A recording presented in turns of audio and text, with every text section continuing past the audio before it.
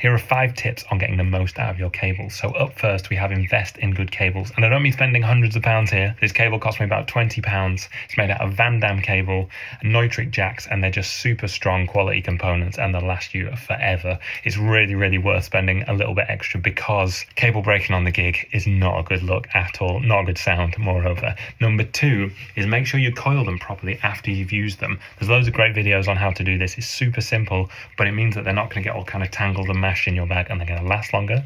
Up 3 is make sure you get a cable that isn't too long, because the longer the cable, the more likely it is to get tangled. And secondly, it's going to be degrading your signal because there's more length for the signal to actually pass through. So you're going to lose a little bit of lows and a little bit of highs, and that's really going to help. Just get one that's the right length. This is about 3 or 4 meters, and generally that's kind of a good length and a pretty general size as well that you can get even just off the shelf. Number 4 is use these Velcro cable ties. They're much better than using tape, and they're also better for the environment, and they're really cheap. I think for about 10 of them they're about £1, and they'll keep your cables coiled forever. They're great. Number 5 is make sure you mark your cables so they don't go missing, because this happens a lot, especially if you're gigging and there's loads of people and instruments about.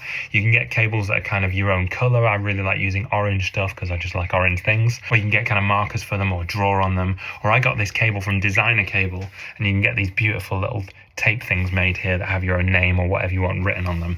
So it's a really good way to make sure they don't get lost. And when you lend them out to friends, this happens a lot, trust me. And then I've got a bonus tip, which is try making your own cables. If you can use a soldering iron, amazing. If you can't, just learn. They're really, really easy to use. They don't cost very much, and making cables is a lot cheaper than buying them off the shelf. And they're super simple. There's literally 2 connections that you need to solder up, and it's really, really fun to do as well. And you can make loads of different colors, shapes, lengths, whatever you want. So I hope these have been useful, and I'll see you guys tomorrow on Daily Bassist. Take it, squeezy lemons.